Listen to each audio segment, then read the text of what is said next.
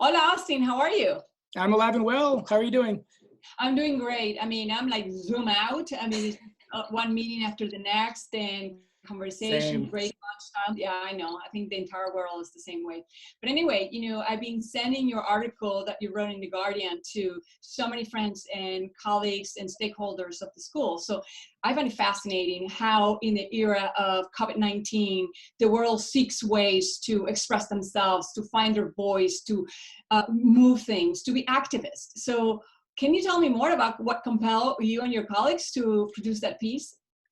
Yeah, so I'm a social movement scholar, and so I'm interested in when people get together on the streets to advocate for change, when they get together to support the sorts of things that we all care about but aren't seeing in the world.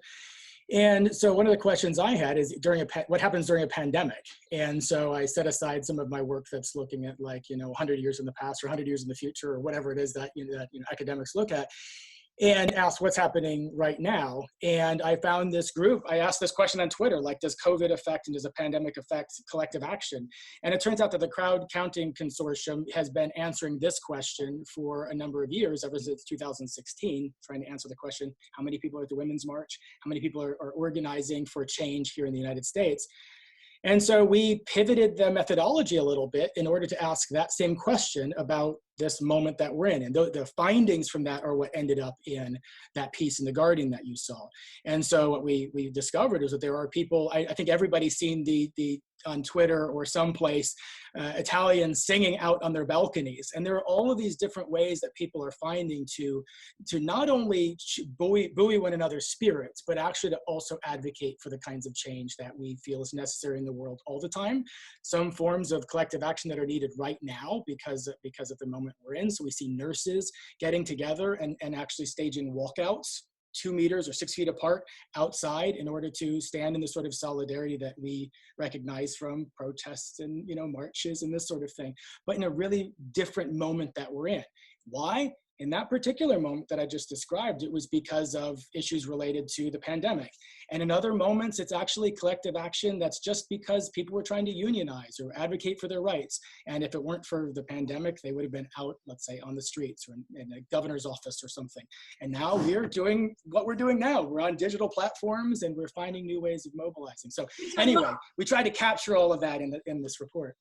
I love the creativity, like the example from the symphony, the Miami Symphony, or the opera, ballet, and just how do we maintain the global connectivity, how we get ourselves beyond connection, expressing and pushing ideas and themes. But we see it in our own school. I had Dean's office hours, and one of our students named Nora, she just was telling me that she developed a pop-up of food bank. She started with a table and leftover cans that she had, and now she has 3 weeks later she has a fridge and is making prepared meals.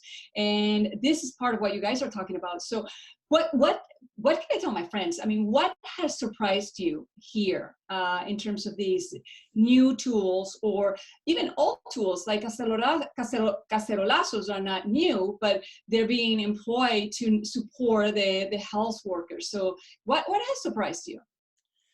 One thing that's consistently surprising to me, and maybe this says more about me than it does about the world, is how often when humans are given the chance to organize together in solidarity, we choose that over, I don't know, anarchy and disruption and chaos on the streets. And I'm like sad to admit that I thought there would be more disruption, like sort of violent disruption, if all of a sudden we're all, there's been some strange protests and there's a tremendous amount of injustice that has been revealed by this pandemic.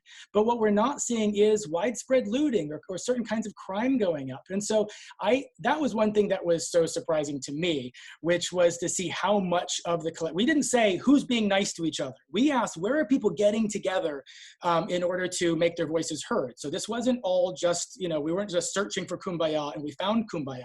We were looking for where collective action is happening. And by and large, what we found was people organizing in solidarity with one another in order to take better care of people.